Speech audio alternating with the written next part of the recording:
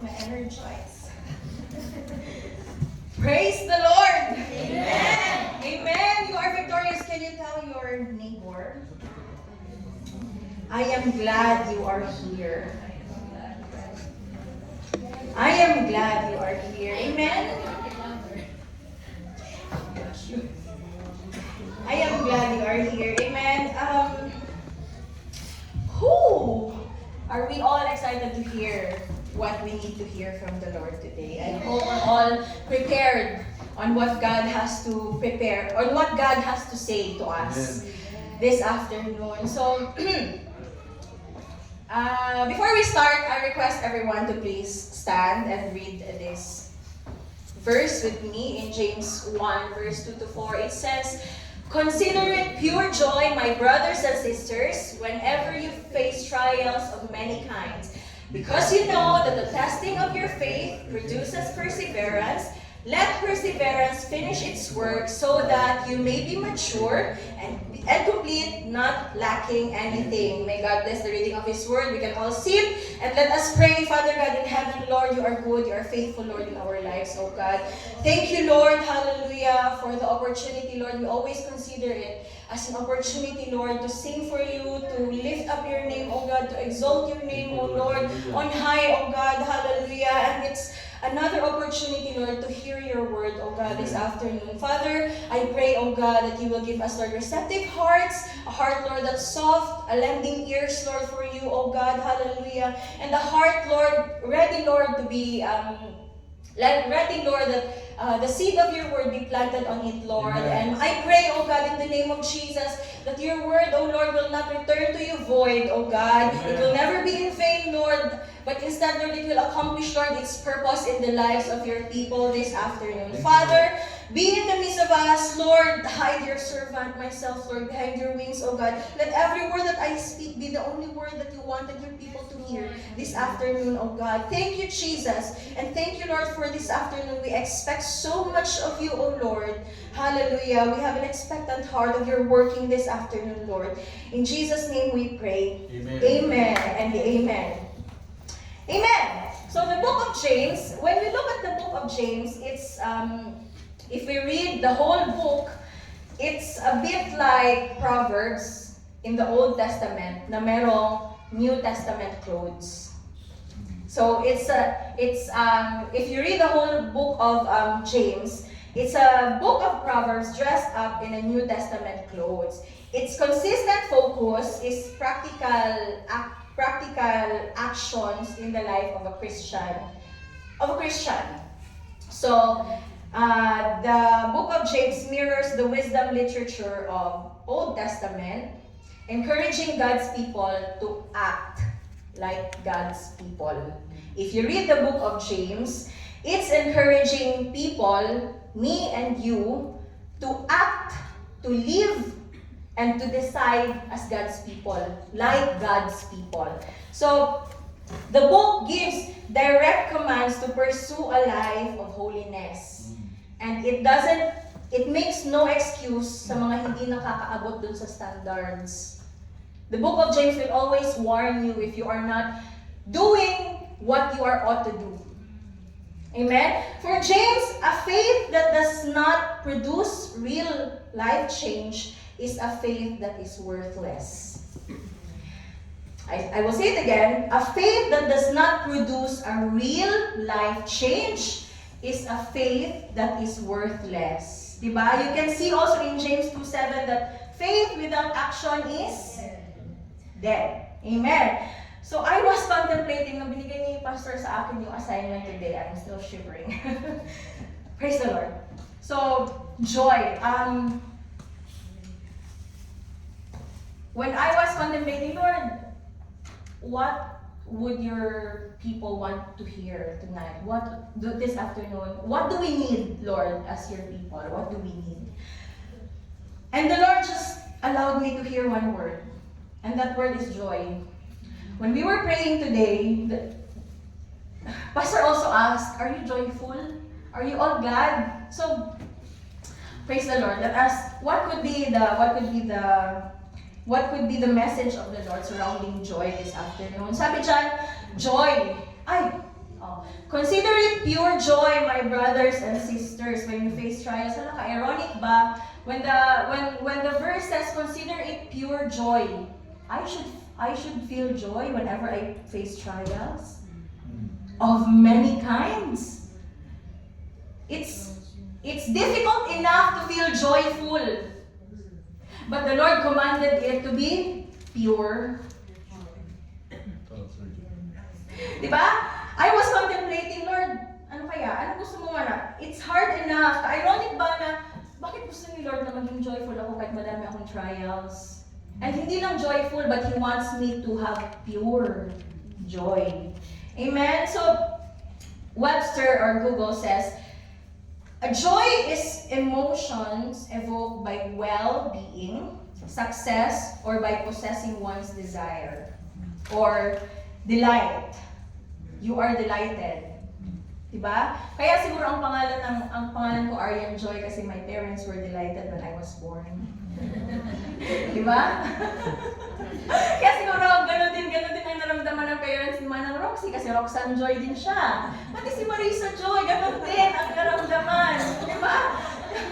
They were joyful when we were born. So, it's happy but unexplainable. Diba? Parents, how did you feel when your children were born? Diba? Joy. Yeah. Employees, how did you feel when they offered you the job? Joy! Diba? Business owners, how did you feel when you received your first sale? Joy. Diba? Amen! So joy, incomparable joy. You were smiling ear to ear. But the challenge is to stay in that joy. Isa lang man kaadlaw ang sahod. Yes. Diba? Paano ka ba maging joyful from 1 to 31? Diba? So, but the challenge is to stay in that joy. Would it be still joyful when you are in your table and papers are piling up, emails needs to be answered? Amen? Would it still be joy pag nagdagan-dagan na ang bata habang nagaluto ka, nagalaba ka? Diba? Would it still be joy? Would it still be joy when 30 ka ron, diba? Tapos sa 1, magbayad na. Di pa ta sure kung mag-abot ka ron because today is Sunday. The sahod is tomorrow, 31. So, when bills are piling up, would it still be joy? But the Lord commanded us to have pure joy. Amen? It's hard to stay joyful in those situations, especially kasi ang buhay hindi laging sahuran. Hindi siya laging roses and butterflies. Amen? You don't always, hindi siya laging honeymoon stage. Amen? A lot of things are taking away that joy. And for sure, for me and for you, whenever we stepped foot in this church, we are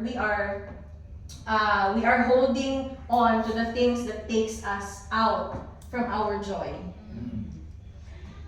Sabi dyan, consider it pure joy. So, there is joy in consistency. Nakalimutan ko na this is our title. There's joy in consistency. Sabi dyan, consider it pure joy, my brothers and sisters. Diba? Imbis na pure joy ang magnified, what happens is that ang na-magnify is? Diba? The Lord commanded us to consider it pure joy. Instead of magnifying pure joy, we magnified the trials of many kinds. What does trial bring in this world? Ano kaya yung mga dala ng trials? I have heard this one preaching from Pastor Peter Stanchi that there are a lot of things that takes us out of our joy. And we call them joy robbers. They are stealing our joy. Hindi lang it's not only people who stealing our joy, but also situations. So first, a lot of times because we are living in a world that's cruel, heavenly things come last in our list. Because of a lot of what's happening in our lives, heavenly earthly things come last in our list. We are so invested in keeping our lives comfortable here on earth that we forget to invest and to make sure that our life after this should be paradise. Amen? We are so invested to keeping our lives here on earth comfortable that we forget that dapat ang sinisiguro natin, yung life natin after this. Diba? Dapat sure tayo kung saan tayo pupunta. So, I have 3 dangers of trials here. Worry, wrong thinking, and wanting more. These are the dangers. Marami pa siguro, pero these are the 3 that I would say joy stealers, or 3 things that robs our joy. Amen. Amen? Worry, wrong thinking, and wanting more. Right. Matthew 6:31 to 34, it says, "So do not worry, saying, what shall we eat, or what shall we drink, or what shall we wear? For pagans run after these things." Ang kasabi ko lang, we are so invested in making our life here comfortable on earth, that we forget to invest. And dapat we are investing in our heavenly life, in our life after earth. So, sabi dito, for pagans run after all these things, and your heavenly Father knows that you need them. But seek first His kingdom and His righteousness, and all these things will be given to you as well.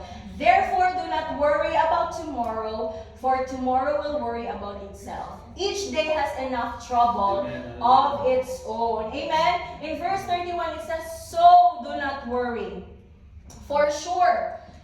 Balik tayo sa mga previous verse. Kasi may purpose si Lord at nagsabi siya dyan ng so eh. In other translation, it says, "Therefore, do not worry." Sabi niya. So for sure, in the previous verses, may nangyari. So balikan natin yung mga previous verses na nangyari. Sabi, "Do not store up for yourselves treasures on earth, where moths and vermin destroy, where thieves break in and steal. Do not store up for yourself treasures in heaven, where..."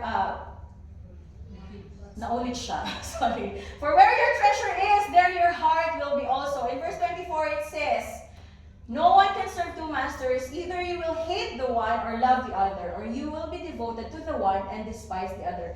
You cannot serve both God and money."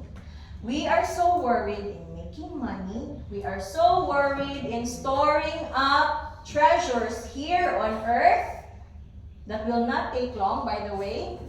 Kaya sabi ni Lord sa verse 31, "So do not worry."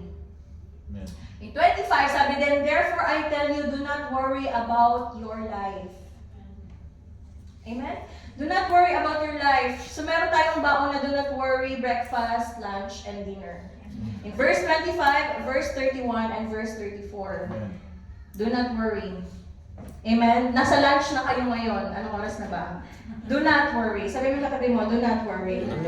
Amen? Amen? Therefore is a word that indicates result or effect. Do not worry. 30 na good ka mo, magbayad na good ko after 2 days. Pero Lord, the Lord will provide. Amen? Amen. So, there's a reason bakit nagsabi si Lord na, "So do not worry." Kasi in the previous verses, pagans, di ba? Sabi sa verse, pagans are running after these things. For pagans run after all these things. What shall we eat? What shall we drink? What shall we wear? Diba? Only unbelievers worry. Amen. Amen? Hallelujah. So, diba, sabi dyan, the Lord, Jesus said, ang birds nga eh. Diba? In verse 26, yung birds nga eh. In verse 30, it says, "The grass of the fields, which were today and here tomorrow throw into fire. How will He not much more clothe you?" Amen? So our worries, I will tell you a few things that, na, o kayo na lang magsabi, anong worries ninyo ngayon? Future for our kids. Ano pa? Nakalagay talaga dito yan, future. Ano pa? Help. Health. Health. If our worries, those are our worries. Money. Money. Hirap lang tayo sabihin eh, but that's one of our worries. Di ba? Ay, magkapala ka kay parehata. Amen? So, those are our worries, and those are few things that's taking our joy out. Minsan, we forget to be joyful kasi, mag-renew na dito visa, hala, may magbayad na ko rent. Diba? Diba? But I have read somewhere that says, worry is like a rocking chair. Mm. It will keep on moving, but it will not take you anywhere. Amen. That's right. Amen? Kung gusto mo mag-atong Jabal Ali, tapos nag-rocking chair ka, di ka kaabot. Amen? You will not, it will keep on moving, but it will not take you anywhere. In the few days, I was super worried because my manager, she told me, Arian, I don't need to renew, I don't want to continue the contract sa isang drivers namin. So ako ang yan ipaon na I need to fire my colleague. I knew the situation on a Sunday and I had to do it on a Tuesday. So Sunday afternoon, Monday, and then Tuesday morning, I was so worried. Lord, paano ko gawin? It pains me to tell na, hey, we are terminating you. Hey, di ba? Kasi people are nag-depende sa kanya. He has family, college ang anak niya. Sabi ko, Lord, how do I say this? Hindi ko alam talaga. And grabe yung worry ko na, but when I called him up sa office, sinabi ko lang kung ano yung nasa puso ko, and I realized that I got worried for nothing. Kasi I said, Lord,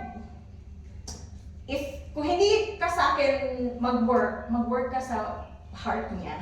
Mag-work ka sa heart niya na maging magaan para sa kanya. Kung ano yung situation, kung ano yung reason ng company, matanggap niya lightly. And it turned out to be nag-iisip na din daw pala siya na kasi naghahanap siya ng other opportunities na it was not how he expected na magbibigay kami ng notice sa kanya, pero he said he wasn't happy and he's looking for another opportunity. So it turned out na okay niyang natanggap yung news. So see, I was worried over nothing. And my sister and my brother-in-law, my sister wanted to do an exam para sa visa nila sa Australia. Pangatlong take na niya. Tapos, I am so worried kaayo ko kay grabe mahal daw ba ang bayad? Every time na mag-take exam, nakatulong na siya nabagsak. Paano ko sabihin kay Kevin na nabagsak na ako? Sabi ko, di ako nag-worry ko, pero worried siya. Siyempre, siya daw mag-break sa news. Pero sabi ko silang, kung mag-usap kayo ngayon, balitaan mo kung ano nangyari. Sabi niya, sabi ni Kevin, okay na, uy, kunta lang man na, makitaan man na. Di ba? We are worried over nothing. We were worried over nothing. So, researchers have found that 91% of the things we worry never actually happen. That's right. Diba? 91% of our worry never actually happened. And the remaining of the 9%, listen to this, and the remaining of the 9% of the worries that do come true, the outcomes usually turn out better than we expect. About a third of the time, this phenomenon is known as worry deceit. Ang tawag pala doon, worry deceit. Diba? Ginailad ra ka. Diba? Ginailad ra ka sa imong worry. They said 9% of the worries that come true, ang mga outcome nun turns out to be good for you. Better for you. When I was testifying in the church about my side work na kay Jamie, I got broken hearted kasi they had to let me go for the work. They had to let me go for that side work, kasi I'm doing 2 jobs now, tapos yung second job ko, they had to let me go. Kasi hindi na siya, wala na nagtandi ang aking time. It's not anymore, hindi ko na magawa yung duties ko just because demanding yung time ng assistant na gusto nila. Tapos, sabi ko, ano na gagawin ko? I was crying to them, ano gagawin ko, Hal? I need to earn, kasi yung sum ng kinikita ko is just enough to juggle everything, to make my family happy and to make myself happier.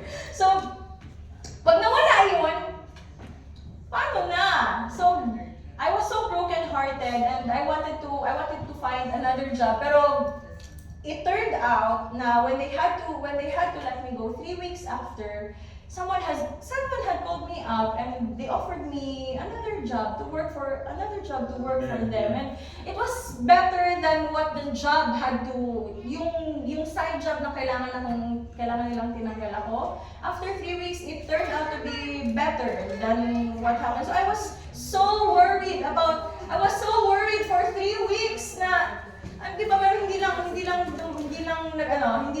inabot ng 1 month. So tama gid I am worried this year.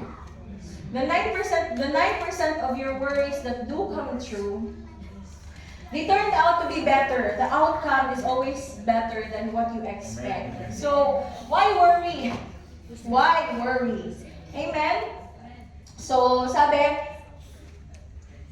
how not to worry? Arian, paano? How not to worry? In verse 32 it says, for the pagans run after these things, and your heavenly Father knows that you need them. So how not to worry? We need to acknowledge that whatever we need, however we need it, whenever we need it, we need to acknowledge and to keep in our mind that your heavenly Father knows that you need them already. You just need to acknowledge that the Lord knows that. There's a part in the Bible, I'm sure in Matthew also, that even before you ask it, the Lord knows it. Amen. Amen? So, why? Why worry? Knowing that the Lord will never let you down in any circumstance, the greater the knowledge you have of God, the less you worry. The greater the knowledge you have, kaya we always have to feed ourselves with the knowledge of God. That He is good, He will provide, amen. He will not let you down. He will provide every need, every little thing that you need. Amen. The greater the knowledge you have of God, the less you worry. Amen. Amen? Habang nakikilala mo si Lord, habang patagal ng patagal, as you read your Bible, as you do your devotion, as you meet the Lord in your prayer, kumakapal yung knowledge mo kay Lord. And that's when the less you worry. Amen? Next thing that's keeping you off, that's keeping your joy rubber, that keeps off your joy, wrong thinking. Wrong thinking. Philippians 4, verse 8 to 9, it says, finally, brothers and sisters, read it with me. Whatever is true, whatever is noble, whatever is right, whatever is pure, whatever is lovely, whatever is admirable, if anything is excellent or praiseworthy, think about such things. Whatever you have learned or received or heard from me or seen in me, put it in practice, and God of peace will be with you. Amen. So, Paul reminded us here of what's been commanded for us to think only. Sabi ni Paul dito, ano lang daw yung, sabi ko, what's been commanded for us to think only. So ano sabi dito? Whatever is true, think about what's true. Whatever is noble, think about what's noble. Whatever is right, think about what's right. Pure, think about what's pure, lovely, admirable, praiseworthy. Think about those things. Nakita mo ba dyan ang bills?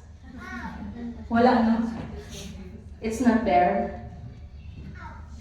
So, think about those things only. Noble things, pure things, true things, what's right, that's all we have to think about. Amen? Philippians, Paul wrote that, diba? See how us, Christians, is so vital for us to live. Sabi dito, whatever you have learned or received, we learn from the Lord and receive things about the Lord. Saan natin nagagawa yun?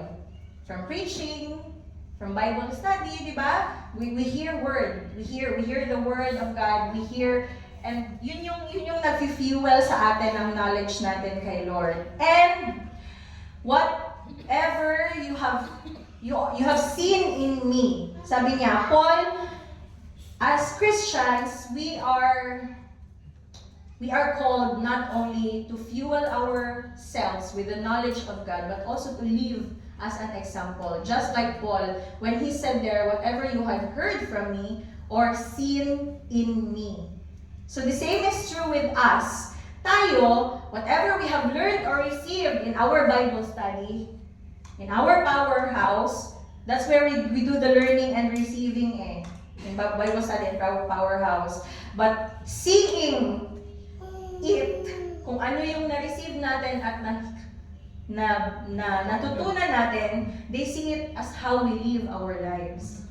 Amen? That's how vital as Christians, living as Christians should be. So, whatever is true, whatever is honorable, whatever is noble, whatever is right, whatever is pure, whatever is lovely, think about those things only. Amen. Amen? Only.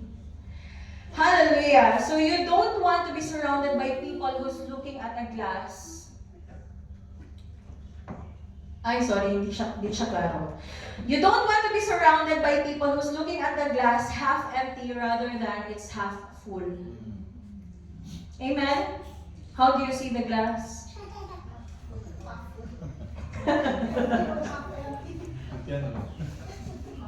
You don't want to be surrounded by people who's looking at this glass half empty. Sino nagsabi na empty to? Half empty? Sino nagsabi na half full ang glass? Amen. Amen? We wanted to have positive, hopeful people around us. Amen? Encouraging people around us. Na, that's okay, brother, that's okay, sister, we will get through this. Amen? We will pray for that. We will, thank you, Noy. Hindi yun siya maklaro, Noy, sige lang. Amen? Kung sa secular pa, we wanted emotionally intelligent people to be around us. Amen. Amen? We want to be, ayaw natin na lagi natin kasama. Na problema na ganito sa atong visa, na problema na ganito sa atong bills, dagdagan pa nila ng problema nila sa iyo. We don't want to be around people, negative people. Amen? We wanted positive, we wanted hopeful people around us. We wanted encouraging people around us. Amen? We wanted to be surrounded by people we can learn from. Amen. Amen? We can move forward with. Amen? We can think solutions with. Amen? Amen. Hallelujah! We wanted to be surrounded by people that don't get easily swayed by the lies of this world. We don't want to be surrounded by people that gets easily swayed by the lies of this world. Do you believe that each of us has a war that we are fighting? Amen. We all have a war that we are fighting. 2 Corinthians 10, 3-5, it says, "For though we walk in flesh, we are not waging war according to the flesh. For the weapons of our warfare are not of the flesh, but of divine power to destroy the stronghold. We destroy arguments and every lofty opinion raised against the knowledge of God, and take every thought captive to obey Christ. We despise anything that hinders us to obey the Lord." We despise something. We should rebuke anything that, we should rebuke every thought captive that is taking us away from obeying the Lord. Amen? We should rebuke anything that sinusulsulan tayo or it hinders us to be believing what is true. Amen. Amen? The war that's happening now and takes the war that's happening now is a war that's taking place not here, but in your head. Amen? An idle mind is a battleground of the enemy. Gustong-gusto nila na idle ka lang, gustong-gusto nila na wala kang ginagawa. Kasi sa kanila i-instill yung lies niya sa'yo na you're not doing anything, you're worthless, etc., etc. But rebuke it in the name of Jesus. Amen. Amen? Let us rebuke it in the name of Jesus. Hallelujah. The last thing that's keeping your joy off. Comparison. Wanting more. Wanting more. In Ecclesiastes 6 verse 9 to 10, read it with me. Enjoy what you have rather than desiring what you don't have. Just dreaming about nice things is meaningless, like chasing the wind. Everything has already been decided. It was known long ago what each person would be, so there's no use arguing with God about your destiny. Amen? Hallelujah. Discontent. Our discontentment is what's pushing us to be unfaithful to God. Amen. Our discontent. If we want more of what we have, ano sabi dyan? If you want more of what you have, you're dreaming, you're like chasing the wind. You're like boxing aimlessly. Shadow boxing. So, you're like chasing the wind. Dreaming about nice things is meaningless. Amen? So, discontent. Sometimes, it's what's pushing you to be unfaithful Amen. to what your commitment is to the Lord. Not the commitment lang, pati yung command. I hope I get myself clear. Ano ba yung pinag-usapan natin last Sunday? Tithing? Tithing. Amen? When our discontentment goes first, pagkasahod mo, imbis na ipatabi mo yung 500 kasi 5,000 ang sahod mo, magpalit pa man ko, Lord, o cellphone. Di ba? Hallelujah. Mag-grocery pa man ko, Lord. Nag-crave ko, Lord. Deserve na to. O chocolate cake. Diba? Our discontent, our wanting more. On Wednesday sa aming life group, we were discussing about 6 Bible practices. And we discussed one of the, kasi hinati namin, tatlo lang yung pinag-usapan namin. One of it was tithing. So it's such a blessing that tithing changes the emotional perspective of our brothers and sisters. Amen. So, wanting more. Amen? Sabi dyan, just dreaming about nice things is meaningless. Meaning it's vanity. It's all vanity. It's like you are chasing the wind. Amen? It's like you are chasing the wind. So, let's talk. Introduction pa lang dito, guys. The real joy in consistency. Hallelujah. So, now that it's sure what's already been, what would our, klaro na sa atin, what would joy bring, what would consistency or joy in consistency bring, at kung ano yung stealers ng joy natin. Now, let's go to the lesson.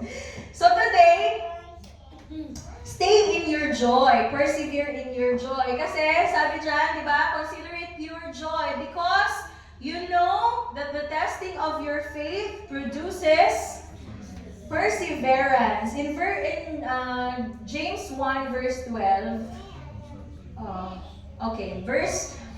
James 1 verse 12, blessed is the one who perseveres under trials, because having stood the test of faith, the person will receive the crown of life that the Lord has promised to those who love Him. So yung pala, that's why we need to stay in that pure joy because it produces perseverance. Amen. It produces perseverance. And that perseverance will give you the crown of life. Crown of life in Matthew 25, verse 21. Matthew 25, verse 21, sabi, His master replied, "Well done, good and faithful servant. You have been faithful with few things. I will put you in charge of many things.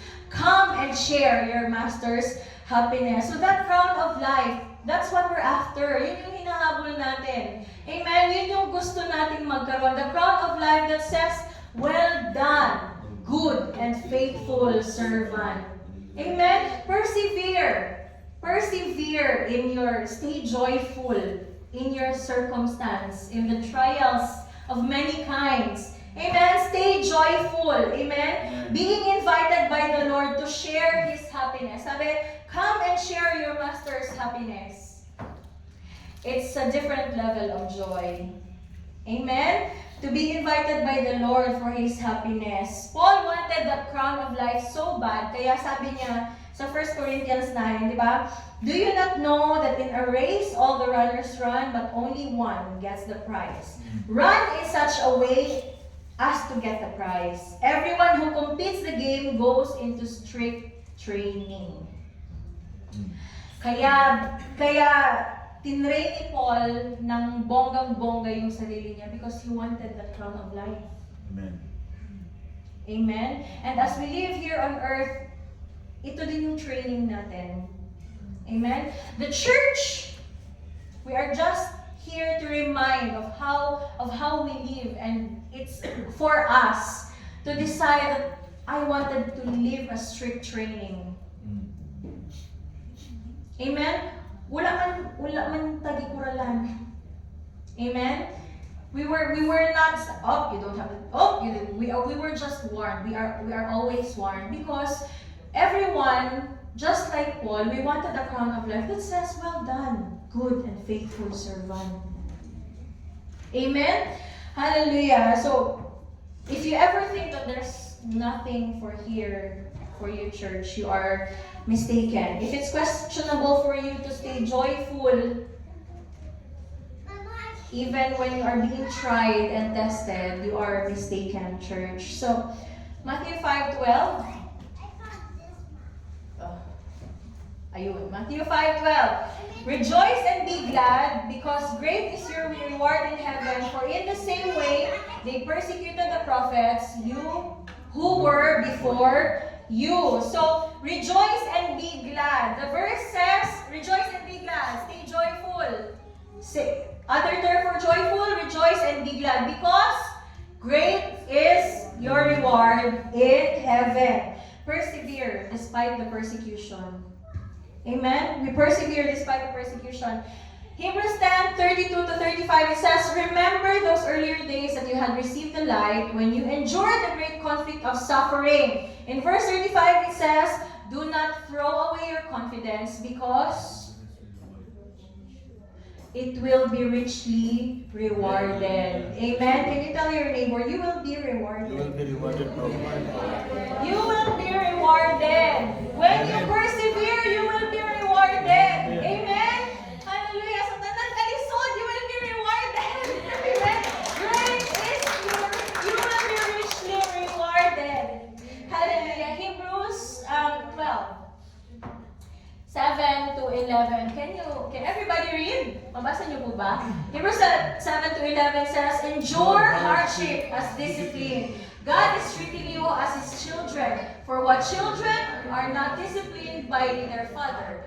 If you are not disciplined, and everyone undergoes discipline, then you are not legitimate, not true sons and daughters at all. Moreover, we have all had human fathers who disciplined us, and we respected them for it. How much more should we submit to the Father of spirits and live?" Amen? Ibig sabihin, we are true sons and daughters. Amen. Kasi we all have hardships. Amen?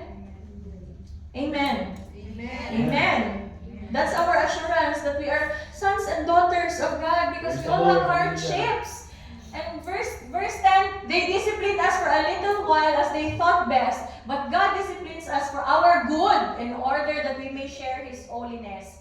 No discipline seems pleasant at the time, but painful. Later on, however," read it with me, "it produces a harvest of righteousness and peace For those who have been trained by it, amen, we will produce harvest. You will be richly rewarded. Amen. Kulang mo ba ang assurance ni Lord, church? Amen. To stay joyful. Amen. To stay consistent. Amen. There is a real joy in consistency.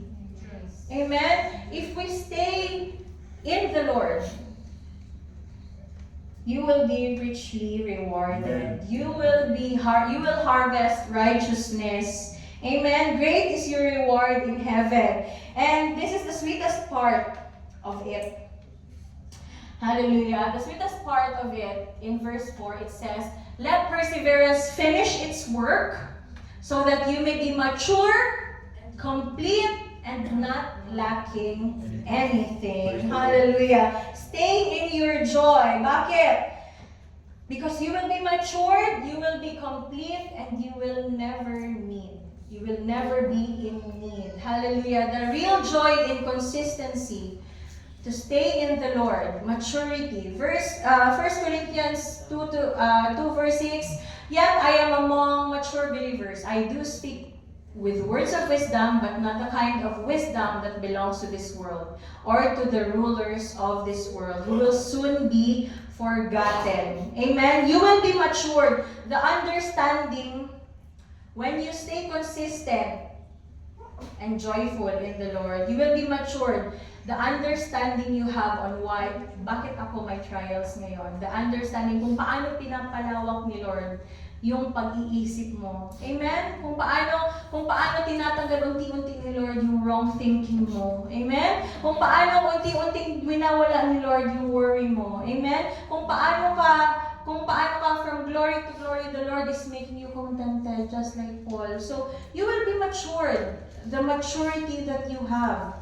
Amen? The maturity of understanding why these trials exist and how we should handle it. Amen. Amen? The maturity that we will get as we stay consistent in the Lord is, we cannot compare it. Amen? Next, you will be complete. Philippians 4:11. I am saying this because I am not saying this because I am in need, for I have learned to be content, whatever the circumstances. Amen? As you stay joyful, as you stay consistent, you stay joyful despite the many trials, you will be contented, whatever the circumstance is. Amen? Just like Paul.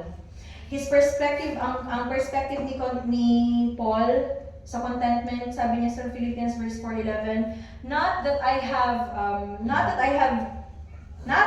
was ever in need, for I have learned how to be content with whatever I have. I know how to live with almost nothing, or with everything. I have learned the secret of living in every situation. Amen. Amen. Just like Paul, our discontentment sometimes, yun yung nagpapaisip sa atin na hindi tayo kompleto. Tama. Our discontentment, our wanting more. When we want more than what we have, yun yung nagpapaisip sa atin. Yun yung lie ng enemy na nagsasabi na you're still not complete. But the Lord is reminding us that we have to learn to be content in whatever the circumstance is. In whatever the circumstance is. Next, you will lack nothing. You will lack nothing. You will never be in need because the Lord, being your Father, sabi kanina sa Matthew 6, the Lord knows that you need them already. Being the one who knows every inch of your life, He knows whatever it is that you need. Philippians 4:19, it says, and my God will meet all your needs according to the riches of His glory in Christ Jesus. 2 Corinthians 9:8, and God is able to bless you abundantly so that in all things, at all times, having all that you need, you will abound in every work. The Lord will bless you abundantly.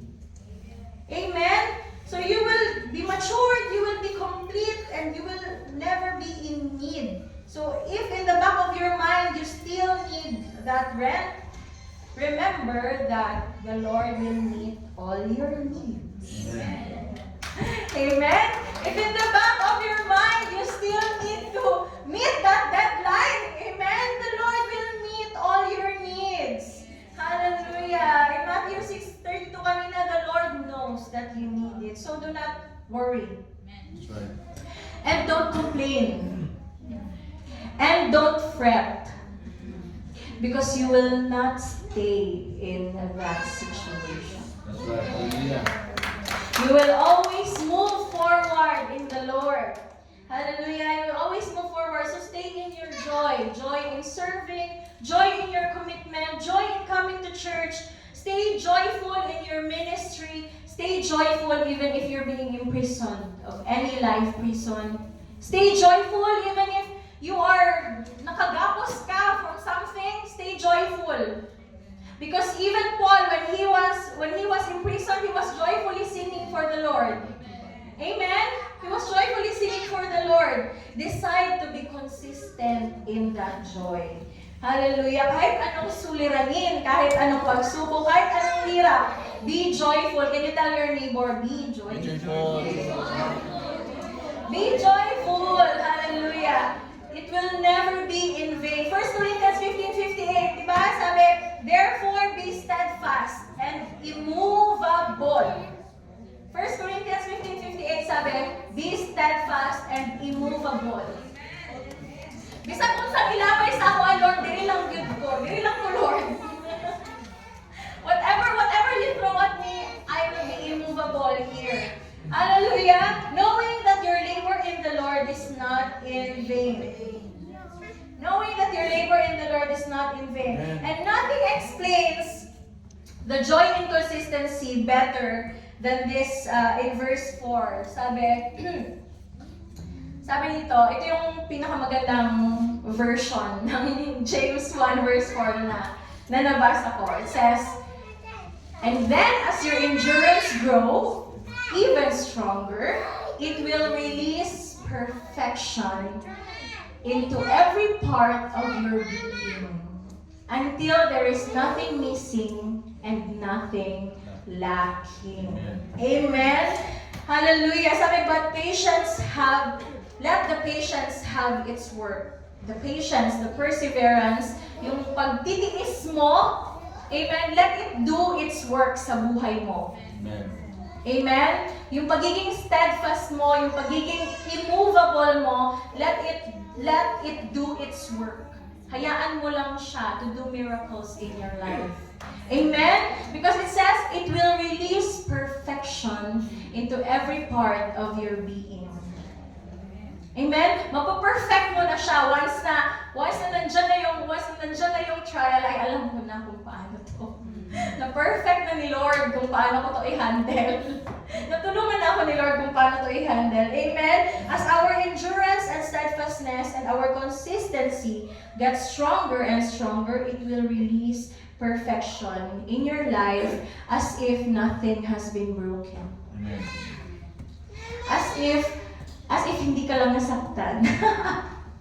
Amen? As if nothing has broke you, as if nothing has hurt you, and you will be perfected as you endure and stay consistent. As you stay consistent. Amen? Our song says kanina, noon, ngayon, at magpakailanman. The very sample we have is how Jesus lived in this world. Amen. In Hebrews 13 verse 8, it says, Jesus is the same yesterday, today, and forever. He will never change. Right. So as we approach our trials of many kinds, let us approach it with joy. Amen. Let us approach it with joy. Muatras man ang kalaban, kung makita nila na nagalisig, gihapon ka. Amen. They will be discouraged to throw lies at you because you are joyful. Amen. Jesus never changed. He is the best example of living the life of consistency. Jesus lived the same. Jesus persevered. Amen. Despite the spitting, despite the persecution, just as Paul. When he got persecuted, he stayed immovable and steadfast as he lived. So, the real joy in consistency is letting your perseverance now perfect you. Perfect every part of your being. Amen. As the Lord molds the new you, it will be as beautiful as if nothing has been broken. Amen. Hallelujah. So let us all stand in the presence of God.